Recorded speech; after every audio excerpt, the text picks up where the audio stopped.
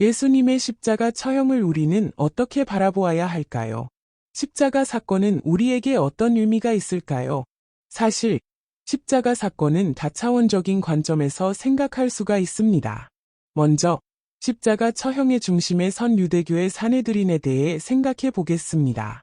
사내들인은 1세기 유대 사회에서 종교의사법적 최고 회의기관이었습니다. 이곳은 대제사장을 중심으로 한 사두개인이 종교 권력을 주도하고 있었습니다.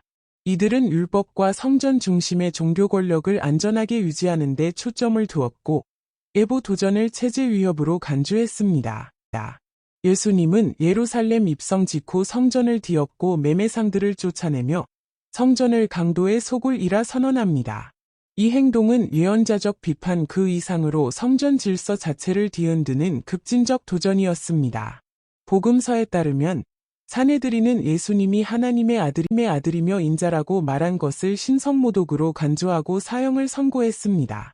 하지만 유대인들은 로마 식민지 상황에서 사형 집행권을 보유하지 못했기 때문에 예루살렘에 주둔했던 로마 총독에게 위임합니다. 빌라도는 주호 26년 이후 유다 총독으로 재임하며 로마법과 질서를 유지하는 것이 주요 임무였습니다.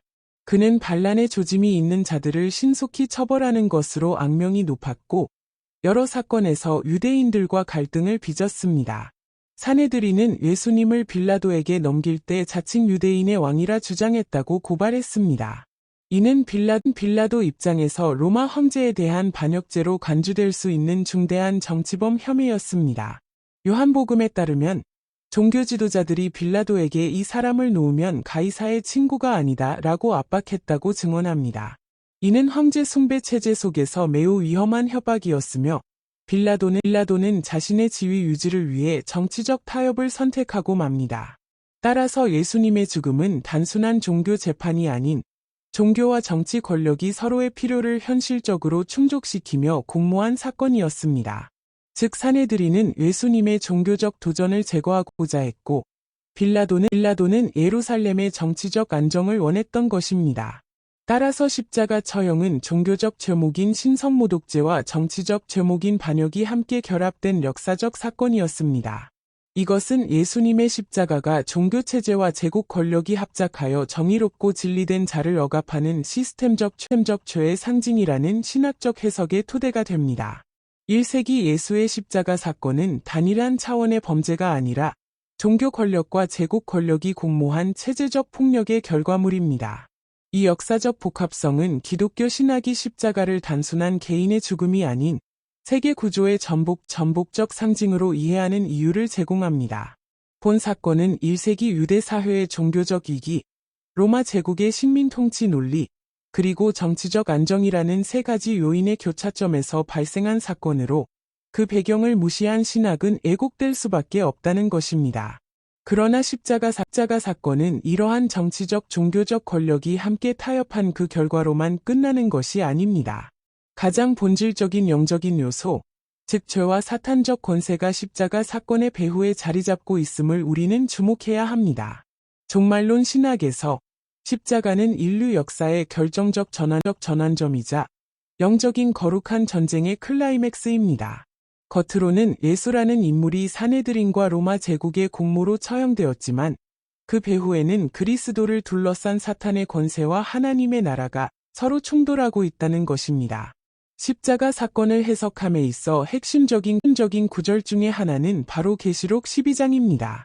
이 구절은 용인 사탄과 여자의 씨로 오신 그리스도와의 갈등을 환상 가운데 극적으로 보여주고 있습니다. 즉 용이 아이로 표현된 그리스도를 삼키고자 하는 장면입니다. 이것은 헤롯 왕의 아기 예수 살해 음모로부터 시작하여 사내들인의 십자가 처형으로 마무리됩니다. 사탄은 자신의 권세를 인간 제도와 권력 속에 위장하여 작동시킵니다. 여기서 사내들인은 종교적 자만과 요식, 로마 제국은 정치적 실용주의와 권력 욕망을 통해 사탄의 통로로 사용되고 있습니다. 예수께서 누가복음 22장에서 이 어두움의 권세는 바로 사탄이 종교와 정치 권력을 통해 예수를 제거하려는 궁극적 기획으로 읽히고 있습니다. 그러나 이 종말론적인 거룩한 전쟁의 절정에서 하나님의 아들은 죽으심으로써 역설적으로 사탄의 권세를 정복하십니다. 골로새서 2장 15절은 예수께서 십자가 위에서 정사와 권세를 무장해제하시고 드러내어 구경거리로 삼으셨다고 기록합니다. 예수님에 의한 죄와 사탄의 패배인 것입니다. 따라서 예수님의 십자가는 사탄의 권력 체계가 붕괴된 결정적 전투이자 하나님의 공의와 사랑이 동시에 승리한 영적 전쟁터인 것입니다. 예수님의 십자가 사건은 역사적 정치적 차원에서는 유대 종교 체제와 로마 정치 권력의 결탁의 산물이지만 종말론적 거룩한 전쟁 신학의 관점에서는 사탄이 하나님의 구속 역사를 저지하고자 시도한 우주적 사건입니다. 결과적으로 십자가는 단순한 사형틀이 아니라 사탄의 왕국을 무너뜨린 하나님의 승리의 현장인 것입니다. 예수님의 십자가는 종교적, 정치적, 영적 권력의 중심에서 벌어진 우주적 사건입니다. 그 십자가 안에는 하나님의 사랑, 공의, 그리고 승리가 모두 담겨 있습니다. 이제 여러분에게 질문을 드립니다. 그 십자가 앞에서 여러분은 어떻게 응답하시겠습니까? 십자가를 다시 바라보십시오. 그리고 십자가 사건의 참된 의미를 다시 묵상하십시오. 그리고 그 피 묻은 십자가 안에서 다시 일어나십시오. 궁극적인 승리를 향해 다시 달려가십시오. 십자가는 여러분의 능력이요 힘이요 소망입니다. 감사합니다.